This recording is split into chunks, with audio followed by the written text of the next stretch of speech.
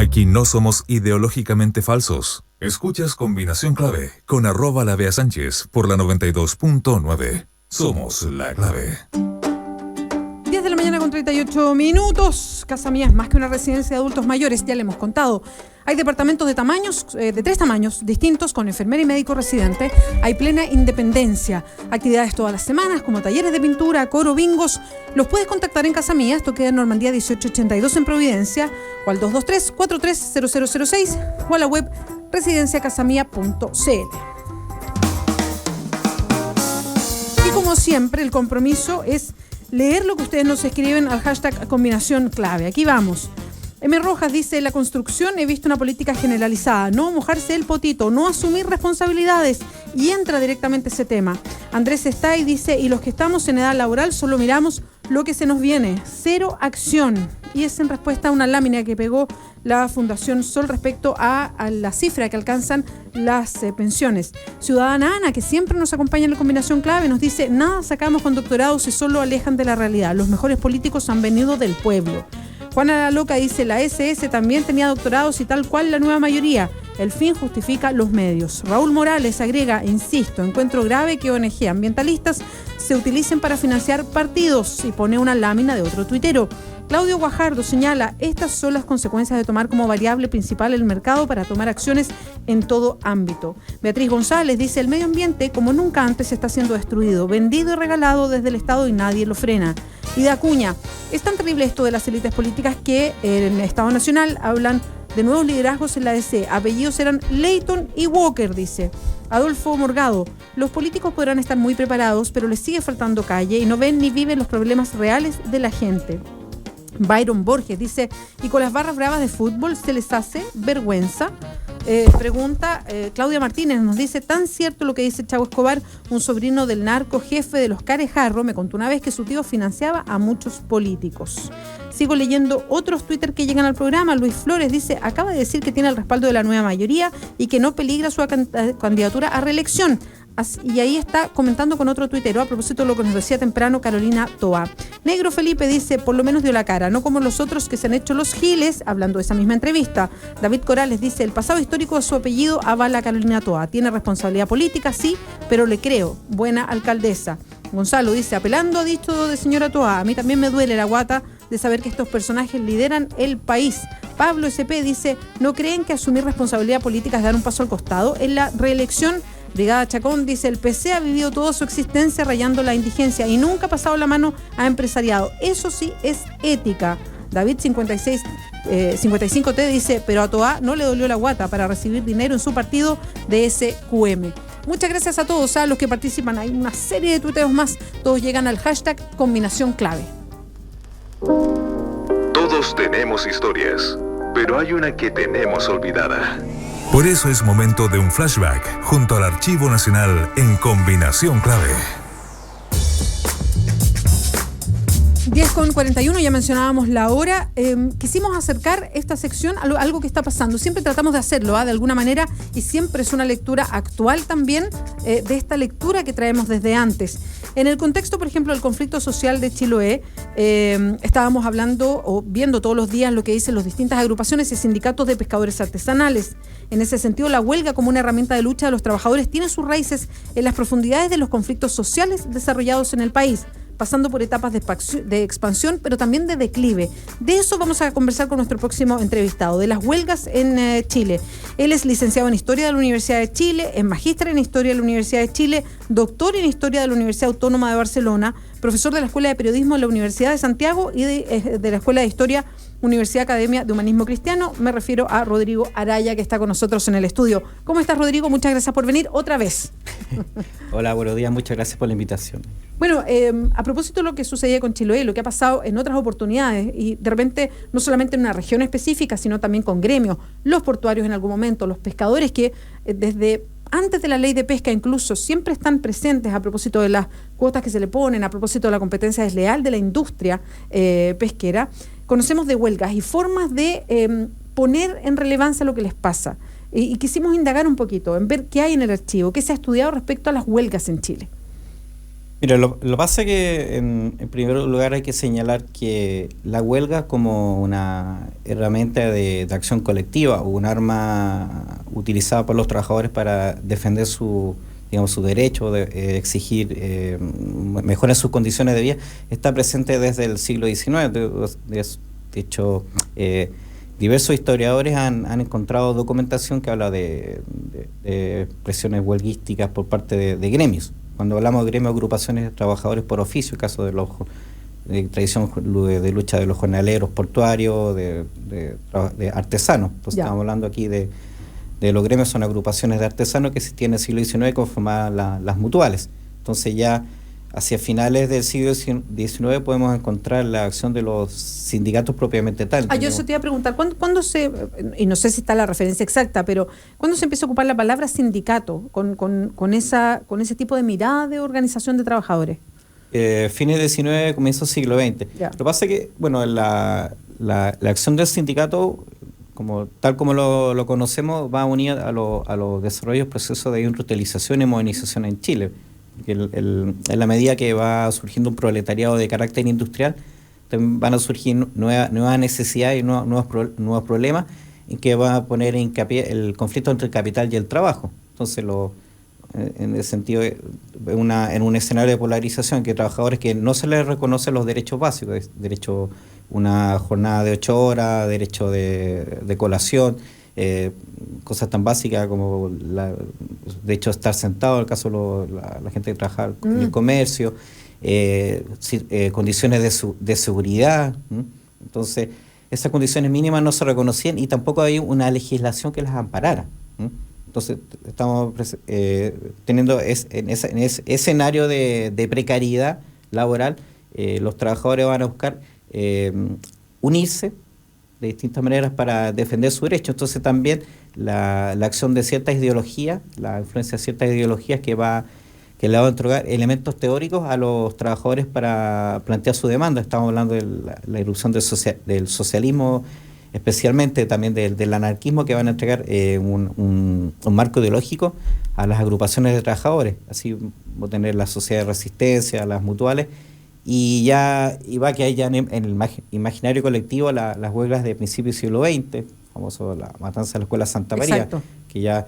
que por la magnitud de la violencia ejercida por el Estado en ese momento va a quedar presente en la memoria histórica de los chilenos. Entonces, pero tener presente que en ese caso, por ejemplo, la patronal, los representantes de los dueños de las oficinas salitreras contaron con el apoyo del Estado y el aparato policial. Entonces, en ese caso, el problema que tenían los trabajadores salitreros se vio como un problema de orden público, básicamente. Entonces, ¿qué le interesaba a la autoridad? Que se restableciera la normalidad en las calles y se restableciera la tranquilidad en la oficina, por ende que se retomara la producción. Entonces, cualquier concesión que se hubiera hecho a los trabajadores se estimaba como una señal de debilidad para la autoridad. Y entonces por eso que hubo una respuesta tan contundente en el sentido de evitar una concesión a los trabajadores, porque en la medida que si se aceptara la demanda de los trabajadores se ponía un efecto de bola de nieve y más trabajadores exigir sus reivindicaciones. Estamos conversando con Rodrigo Araya, historiador, es profesor, además licenciado, magíster, doctor en historia. Estamos hablando de las huelgas en nuestro país, haciendo un poco de historia. A propósito, y mirando lo que pasa hoy día, y que está más bien concentrado en Chiloé.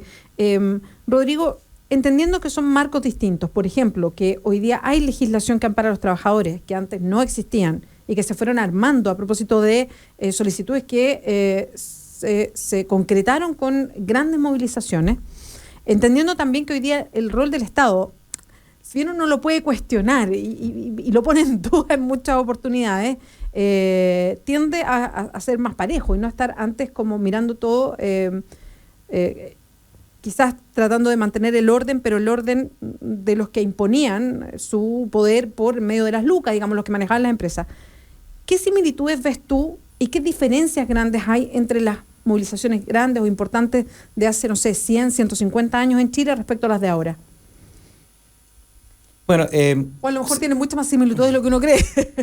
Mira, si bien es cierto que antes no había una legislación, el Estado tenía un papel ausente, ahora encontramos una legislación que se ha comentado ya muchas veces que tiene una serie de normas que no favorecen a una relación laboral equitativa. Claro, es una ley laboral, pero es...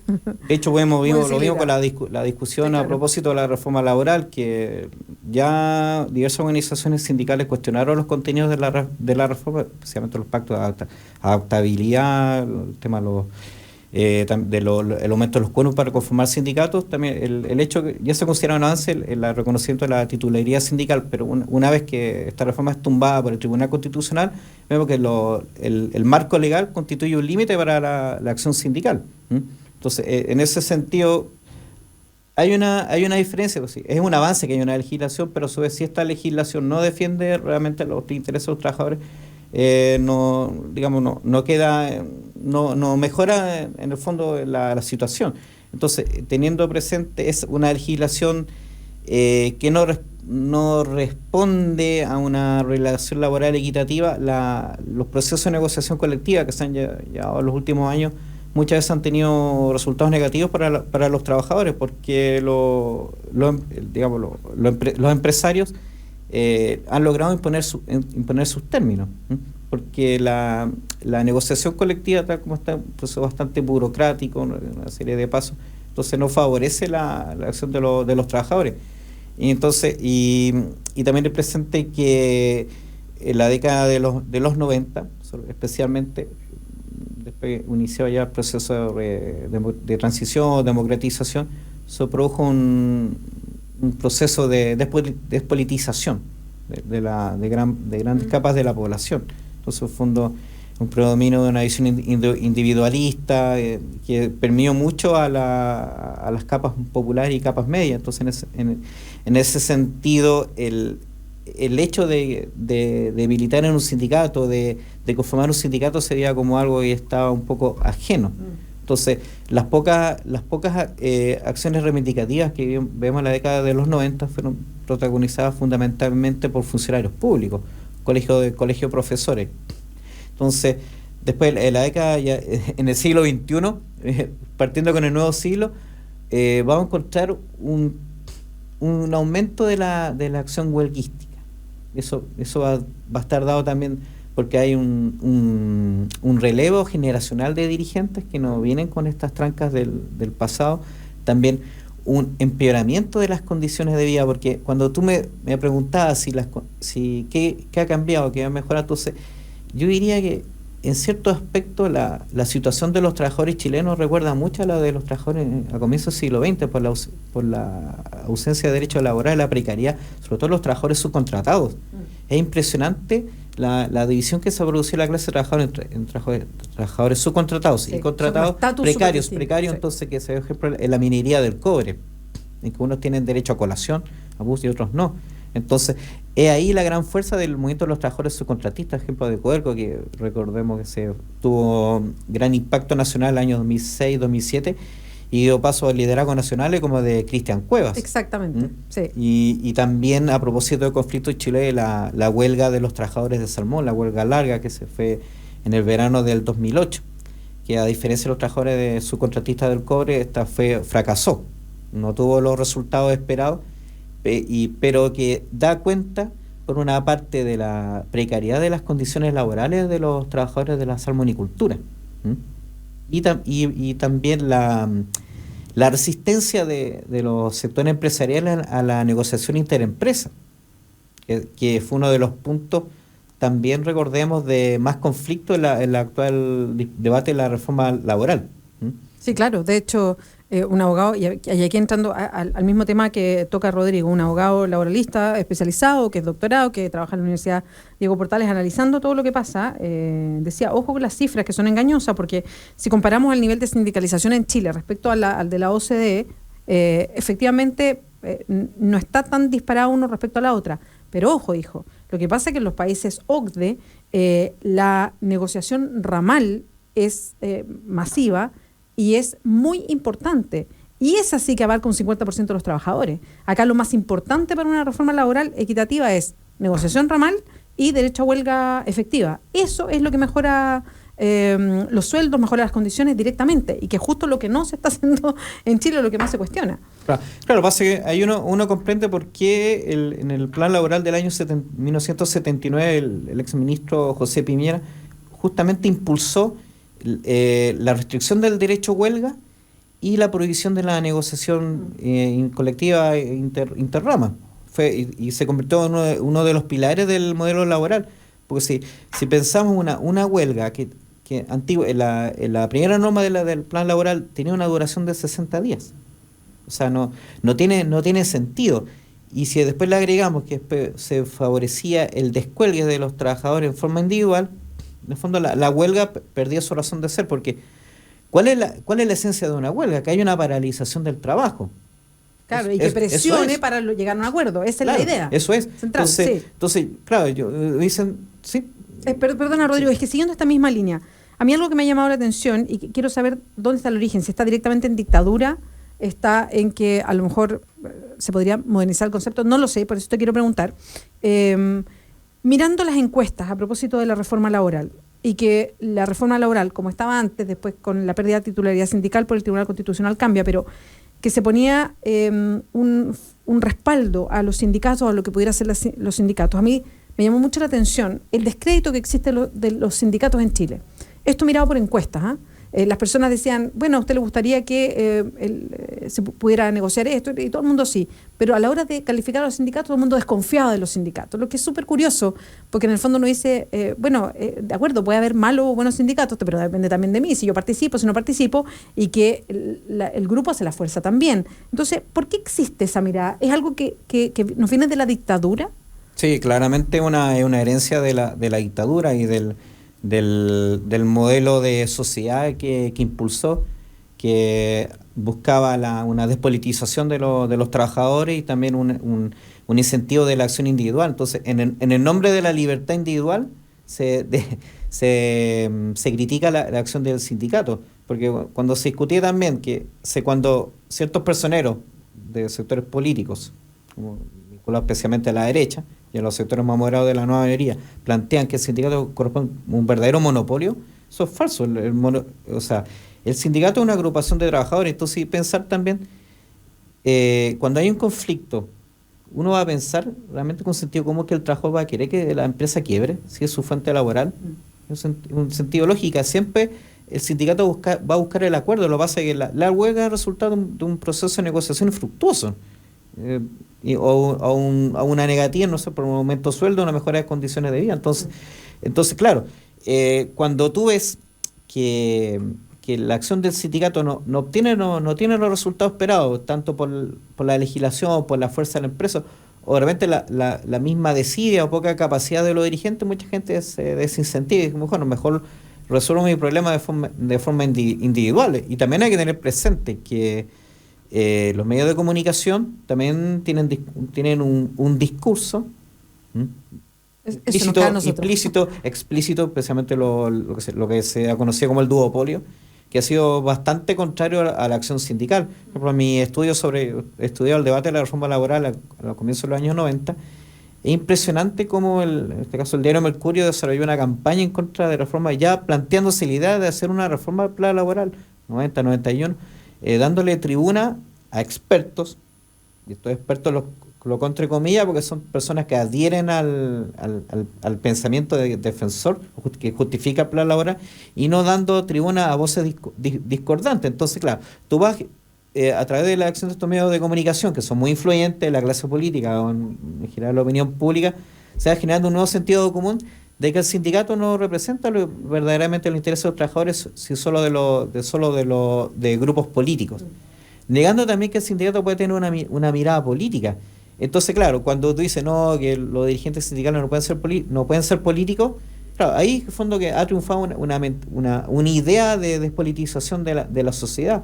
Entonces, y negar al sindicato que tenga una proyección nacional es empobrecer la vida sindical o menospreciar la vida sindical, en el sentido que solo pensar que su reivindicación es tener un contenido economicista, o buscar que el sindicato se transforme en un sindicato corporativista que solo defienda intereses de su empresa, y eso da lugar a sindicatos lo que se llama sindicatos amarillos, que no van a tener una conciencia política. Y eso también está lleno. Bueno, lo explica muy bien Rodrigo Araya. Rodrigo, muchas gracias por acompañarnos hoy día. Con Rodrigo estamos hablando de las huelgas, el sindicalismo, mirando nuestro pasado y viendo la lectura que podemos hacer hoy día. Rodrigo Araya es licenciado en Historia de la Universidad de Chile, magíster en Historia de la misma universidad, doctorado en Historia de la Universidad Autónoma de Barcelona, profesor de la Escuela de Periodismo de la Universidad de Santiago y de la Escuela de Historia de la Universidad Academia de Humanismo Cristiano. Rodrigo, muchas gracias por acompañarnos y seguramente nos veremos nuevamente. Muchas gracias. Casa Mía es más que una residencia de adultos mayores, dicen ellos, es un lugar para vivir plenamente la vida. Hay departamentos de tamaños distintos con enfermera y médico residente, hay plena independencia, actividades prometen todas las semanas. Los puedes contactar en Casa Mía, esto queda en Normandía 1882 en Providencia, al 223-430006 o también a la página web residenciacasamia.cl. Muchas gracias por acompañarnos hoy día. A la encuesta, casi se me olvida, pero nos queda un minuto, así que la podemos ver. Estábamos preguntando, ¿en qué debe centrar su discurso del 21 de mayo la presidenta Bachelet?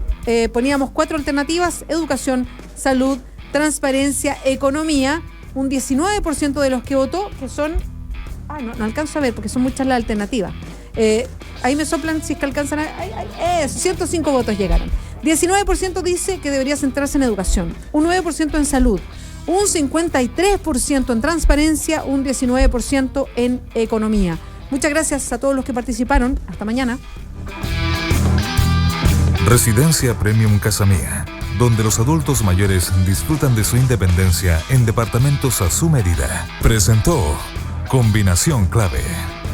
Fueron 2 horas de información, opinión y debate con los temas que a ti te interesan y que analizamos a fondo al estilo de Combinación Clave. Mañana a las 9 a.m. vuelve Beatriz Sánchez y sus invitados para que también seas parte de la conversación. Solo por la 92.9 y en radiolaclave.cl. Combinación Clave. Somos opinión, somos la clave. Las opiniones vertidas en este programa son de exclusiva responsabilidad de quienes las emiten y no representan necesariamente el pensamiento de Radio La Clave 92.